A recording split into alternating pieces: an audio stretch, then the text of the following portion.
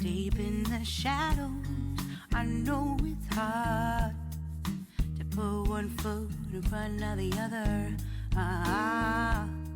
Hi everyone, welcome back to my YouTube channel. My name is CeeChronicles. If you're new here, I post Middle Eastern fragrance related content on this platform and would very much appreciate it if you did decide to come on board by subscribing. Now, if you're returning, thank you so much for the continued support. Today is a simple video of the fragrances that I intend to wear for the month of May. This is going to be my rotation tray, guys. Starting with this Emper fragrance, Falling in Love. This is a beautiful nutty almondy scent.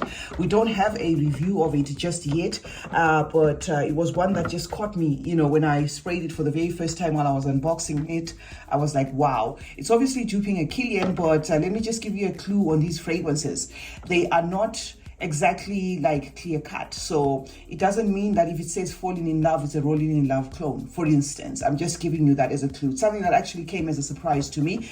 So I'm going to play around with them and obviously bring them the full reviews of them, but I've decided to select this particular one only for my rotation tray because this one really speaks to me. It's a beautiful scent. We have windy days and cold days as well these days, so I'm actually gravitating towards like fragrances that have like a fruit or some sort of a syrupy tone to them. This is one that made it. Emir's Cherry Cola, right? Inspired, of course, by Mancera's Tonka Cola. This is a fragrance that I had let sit there because I was hoping that it would probably thicken, and I only got reminded about this fragrance while I was doing a live. A certain subscriber asked if it had changed, and then I remembered that no, when I used it, I used it for about maybe a month, and then decided to put it on the side because it was not changing. So I'm hoping that by now maybe it has changed a little bit. So we're going to try it for the month of May and give it a lot of attention to see how that one goes. The next fruity toned fragrance, but that is also thick and a bit syrupy, that I'm going to wear this month is going to be Ajwad Pink to Pink. This one is a challenging scent. It has that guava note, but it's one of those hit or misses. It's either you love this or you don't. It's just like how the original is, that with the original it's a bit pushy there.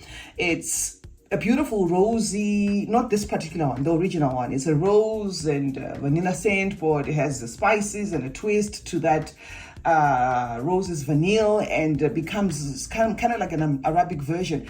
That's the thing to expect also with this one. This one does not have a rose thing per se. I'm just saying it is not clear cut that, oh, if you love guava fragrances, you're gonna love this. So we are gonna wear it for the month of May, especially in colder nights or cooler nights. This is gonna hold up. That is the reason why I chose this one. Another one that I intend to wear for colder nights is going to be this one. I am still obsessed with this fragrance, guys. Carmine by F.A. Paris. If you can get your hands on this, this is one of those accurate Amouage Crimson Rocks clones, and you won't be disappointed. So this is one that has a very rosy, powdery feel. So I thought to add it for the purposes of cooler nights and cooler days as well. And then of course there is a teriyaki, guys. This fragrance is an acquired one. If you don't like it offset, give it a little bit of some time. It's one fragrance that you tend to miss. It's another fragrance that some might actually like the dry down than they like the opening, but it is a beautiful fragrance, of course, by the house of Lattafa. If you haven't gotten your hands on this, I would recommend that you get at least a tester, to try it out. I was gifted this one personally, but it was one of those fragrances that, gifted or not, I was actually going to buy full price, or at least I was going to buy with my own money, because I just wanted to try one of Quentin Brish's creations. So I'm happy to have this fragrance.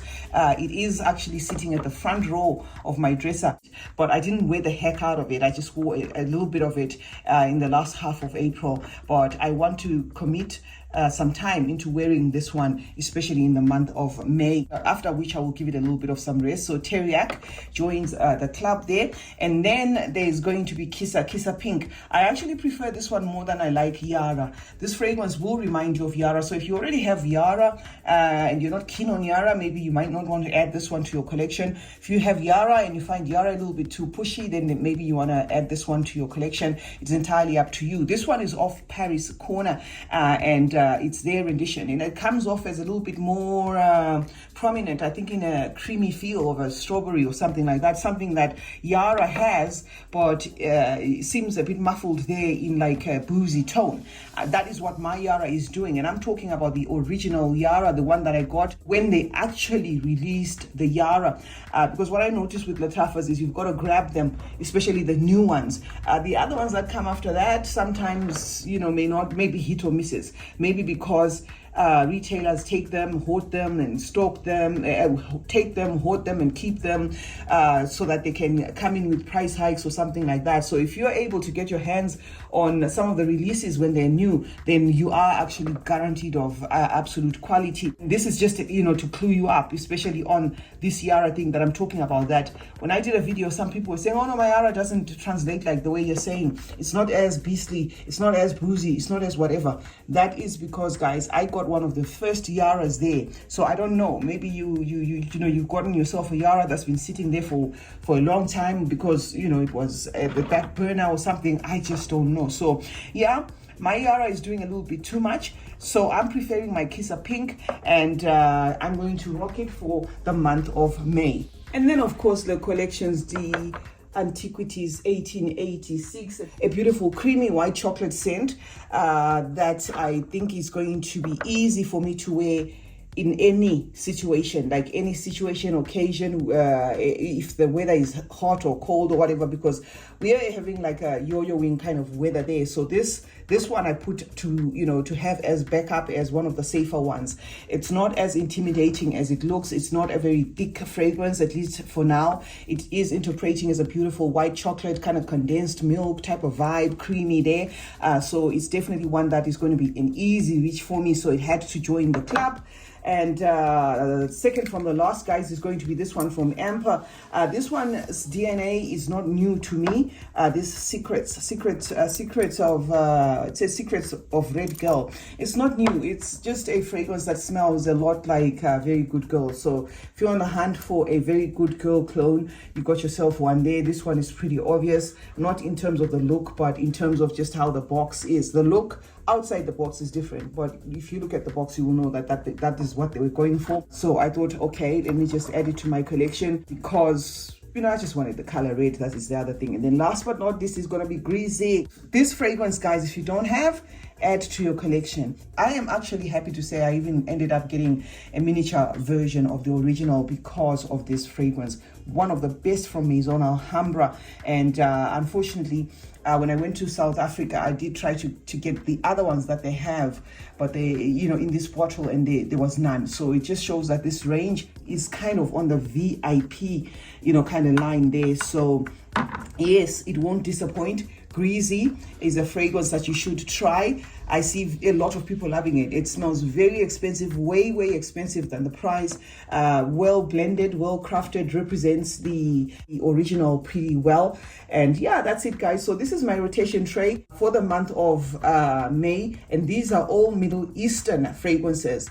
Remember, I do have a channel called CeeChronicles Unscripted, wherein I am going to show you the lineup of the fragrances that I will wear from the Western brands. Okay, so this is just the Middle Eastern brands, and then I'm going to show you another tray later on the second channel. So yeah, do let me know in the comment section, guys, what you will be wearing. Otherwise, these are the ones that I will be rocking, and then after which I'm going to put them away. This system, I find, helps me to make use of most of the fragrances that I have, because as a collector, there is this thing where you end up just collecting and not using. So I'm trying to stick to this method, and if anything, I might actually try and introduce a weekly tray, because I just had that idea pop in my head the other day that maybe I should do a weekly one, so that at least I give my fragrances all the love, because I think now I'm sitting on over 500 bottles, and if I don't do it that way, some fragrances will go bad, some fragrances will simply be forgotten there and go to waste.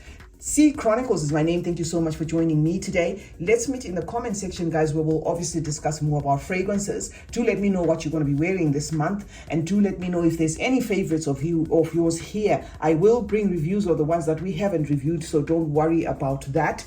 Remember to turn on post notifications on both my channels. That way you get to be notified anytime I upload a video. Meanwhile, like and share this one, and remember that smelling good is a form of good manners.